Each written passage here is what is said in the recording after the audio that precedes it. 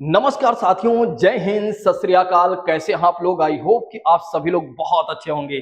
साथियों, आप सभी लोगों का मैं स्वागत करता हूं शशि जीएस एकेडमी पर। साथियों, अब आपको चिंता करने की आवश्यकता बिल्कुल भी नहीं है, क्योंकि मैं आपके लिए लेकर आ गया हूं मात्र 15 मिनट का शो। साथियों, 15 मिनट में आपके जीके जीएस तैयार होने वाले हैं। अब एग्जाम की खटिया खड़ी होने वाली है। साथियों, अब आपको चिंता करने की आवश्यकता नहीं है। बस हर एक क्लास को पूरी ईमानदारी से देखना। यदि आप लोगों ने मेरे हर एक क्लास को पूरी ईमानदारी से देख लिया तो मैं गारंटी के साथ कहता हूं कि एग्जाम में आपको कहीं से लेकर कहीं तक कोई दिक्कत नहीं होने वाली है। साथियों, एग्जाम में बिल्कुल फ्री फील आप अपने आप को महसूस करेंगे। जीके जीएस से अब डर पूरी तरीके से खत्म होगी साथियों, और किसी को भी चिंता करने की आवश्यकता नहीं है। यदि आप इस चैनल पर नए हैं तो चैनल को तुरंत सब्सक्राइब कर लें, और यदि आप पुराने हैं तो दूसरों को भी शेयर कर दीजिएगा। आइए अब प्रारंभ करते हैं, बिना किसी और बात की चर्चा करते हुए सीधा आते हैं अपने टॉपिक पर। साथियों, जैसा कि बात करते हैं, आज हम बात करने वाले हैं अपनी पहली क्लास में राष्ट्रीय उद्यान अर्थात नेशनल पार्क की बात करते हैं, और वन्य जीव अभ्यारण्य यानी कि वाइल्ड लाइफ सेंचुरी की बात करते हैं। इसके बीच में क्या डिफरेंस है साथियों, इसके बारे में हम बात करेंगे, क्योंकि हमारे एग्जाम में कभी कभी क्वेश्चन पूछ लेता है साथियों, नेशनल पार्क से या वन्य जीव अभ्यारण्य से क्वेश्चन पूछ लेता है। और जब हमसे पूछता है साथियों तो हमें इसके बारे में नहीं पता होता है और हम गलत कर देते हैं। लेकिन अब आपको चिंता करने की आवश्यकता नहीं है। बस आइए अब हमारे साथ समझिए हर एक चीज को, और बस इत्मीनान से अपने दिमाग में सेट कर लीजिए। अगर आपके पास पेन कॉपी है तो 15 मिनट शो वाले आप क्या करिए, जो आप बुलेट पॉइंट आपको लगे कि हाँ ये चीजें मैं भूल सकता हूं, उसे आप लिख लीजिएगा। ठीक है, चलिए आइए बात करते हैं। देखिए, अगर आप देखते हैं तो नेशनल पार्क की बात करते हैं अर्थात राष्ट्रीय उद्यान की बात करते हैं साथियों, तो इसके अंतर्गत राष्ट्रीय महत्व वाले क्षेत्र जहां पूरे इकोसिस्टम की रक्षा की जाती है।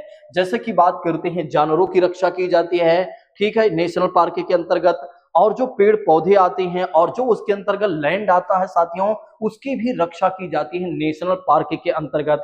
इसीलिए कहा गया है साथियों, पूरे इकोसिस्टम की रक्षा की जाती है। और यहाँ की सबसे बड़ी विशेषता यह है कि यहाँ शिकार करना पूरी तरीके से प्रतिबंध होता है, कि कोई भी व्यक्ति यहाँ शिकार नहीं कर सकता है साथियों।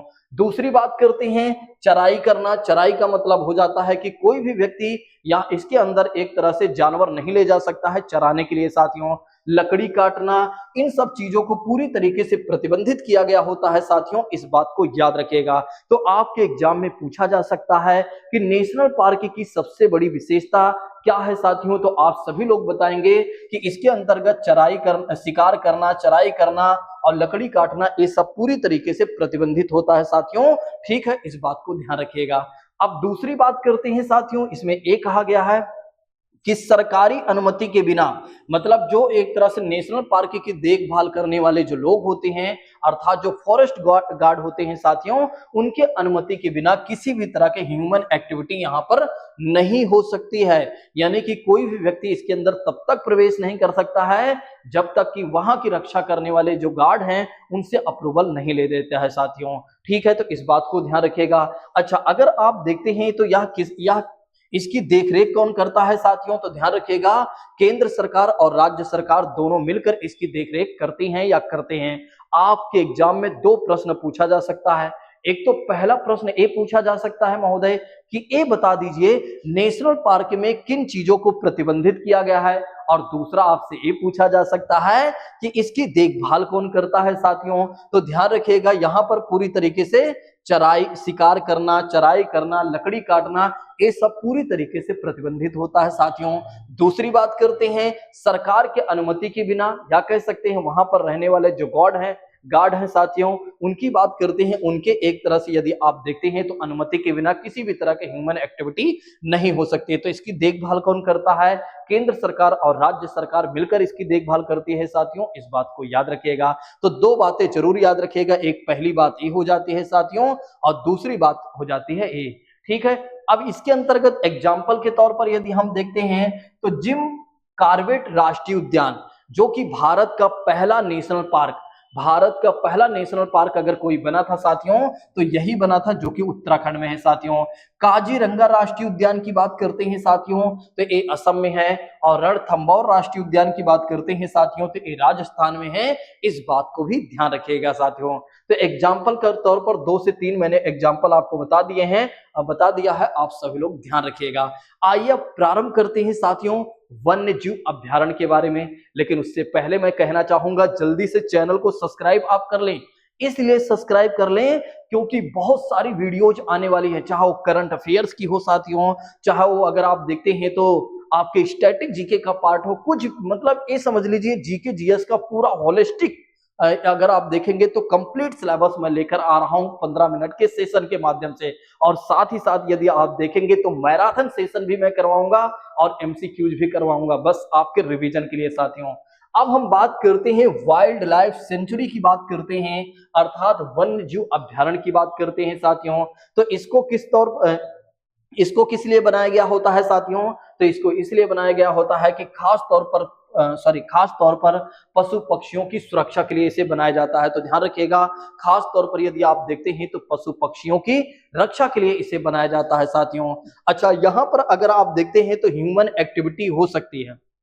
देखिए, नेशनल पार्क में किसी भी तरह के ह्यूमन एक्टिविटी नहीं हो सकती है। अगर ह्यूमन एक्टिविटी होगी साथियों तो कहीं ना कहीं एक तरह से सरकारी अनुमति लेनी पड़ेगी। लेकिन यहाँ पर ह्यूमन एक्टिविटी हो सकती है। याद रखिएगा, कहां पर ह्यूमन एक्टिविटी हो सकती है? तो वाइल्ड लाइफ सेंचुरी की बात करते हैं साथियों। जैसा कि बात करते हैं, ध्यान रखिएगा, हाँ एक और बात ध्यान रखिएगा, ह्यूमन एक्टिविटी हो सकती है लेकिन सीमित। ये नहीं है कि खुल्लम खुल्ला जितना मन करे, जो मन करे, जिसको मन करे जो करना हो वो करे, नहीं भैया, खुल्लम खुल्ला नहीं, सीमित एक लिमिटेड ही एक्टिविटीज हो सकती हैं। जैसे जंगलों में चराई, अगर आपके पास जानवर हैं, क्योंकि वहां पर जहां पर भी ये वाइल्ड लाइफ सेंचुरी होते हैं वहां पर रहने वाले जो स्थानीय लोग होते हैं उनके पास क्या होता है, गाय भैंस बकरियां होती हैं साथियों। तो कहीं ना कहीं एक तरह से चराने मतलब अपने जानवर को ले जाते हैं चराने के लिए। तो क्या कर सकते हैं, एक तो पहली बात करते हैं जंगल में चराई कर सकते हैं। जो औषधीय पौधे होते हैं साथियों उनका उपयोग कर सकते हैं, या उन पौधों का उपयोग कर सकते हैं, या उनमें जो चीजें खास है उसका यूज कर सकते हैं। लेकिन कुछ जगहों पर ही अनुमति होती है साथियों, हर जगह अनुमति नहीं होती है। अच्छा, इस बात को भी ध्यान रखिएगा कि स्थानीय लोग अक्सर अंदर भी रह सकते हैं। तो वहां के जो लोकल लोग हैं साथियों वो अंदर भी रह सकते हैं, इसके अंदर रह सकते हैं। ज्यादा कोई मनाही नहीं होगी साथियों, क्योंकि कहीं ना कहीं एक तरह से वो जंगल से ही जुड़े होते हैं साथियों, इसलिए ऐसा उन्हें अप्रूवल दिया गया होता है साथियों। इस बात को याद रखिएगा, यह मुख्यतः राज्य सरकार के अधीन होता है, यानी कि इसको राज्य सरकार देखती है साथियों, भूलिएगा नहीं। नेशनल पार्क को कौन देखता है? राज्य सरकार, केंद्र सरकार मिलकर देखती है साथियों। और वाइल्ड लाइफ सेंचुरी की बात करते हैं, वन्य जीव अभ्यारण्य की बात करते हैं, तो इसको केवल और केवल यदि आप देखते हैं तो राज्य सरकार ही देखभाल करती है। इस बात को याद रखिएगा। सबसे ज्यादा जो पूछा जाने वाला क्वेश्चन है वो 2 पॉइंट से है साथियों। एक तो इसकी देखभाल कौन करता है साथियों, तो ध्यान रखेंगे केंद्र सरकार और राज्य सरकार मिलकर देखभाल करती है साथियों। अगर आपसे पूछा जाता है इसकी देखभाल कौन करता है, तो केवल और केवल राज्य सरकार करती है साथियों। अगर आप देखते हैं तो एग्जाम्पल के तौर पर गिर अभ्यारण्य जो कि गुजरात में स्थित है साथियों, पेरियार अभ्यारण्य की बात करते हैं तो केरल में स्थित है, मानेसर अभ्यारण्य की बात करते हैं तो हरियाणा में स्थित है साथियों। इस बात को याद रखिएगा। सोचिए कि आपके मैंने 15 मिनट के सेशन में, वो भी 15 मिनट पूरा नहीं होने दिया, मात्र 8 से 10 मिनट में ही मैंने इस सेशन को कंप्लीट कर दिया। कुछ सेशन होंगे जो 15 से 20 मिनट भी जा सकते हैं, ठीक है, लेकिन 15 मिनट मेरा टारगेट है कि मैं 15 मिनट पे सारी चीजों को कंप्लीट कर दूं।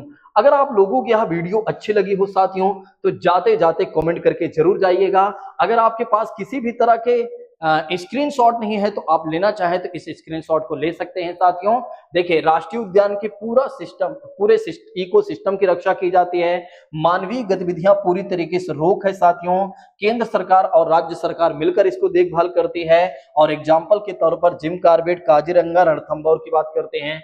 वन्य जीव अभ्यारण्य की बात करते हैं तो इसको किस लिए बनाया जाता है, तो खास तौर पर जानवरों और पक्षियों की रक्षा के लिए बनाया जाता है। यहाँ पर मानवीय गतिविधियां हो सकती हैं लेकिन कुछ हद तक साथियों, तो इसकी देखभाल कौन करता है साथियों, राज्य सरकार करती है। इस बात को याद रखिएगा। मैंने आप सभी लोगों को बड़े शानदार तरीके से बता दिया है। अब मुझे नहीं लगता है कि किसी को कोई भी परेशानी हुई होगी इस वीडियो को देखने के बाद, या होगी साथियों। चलिए, आज की सेशन को यहीं पर स्थगित करते हैं। अब हम मिलते हैं अगले सेशन में। Thank you so much. जय हिंद दोस्तों, take care all of you.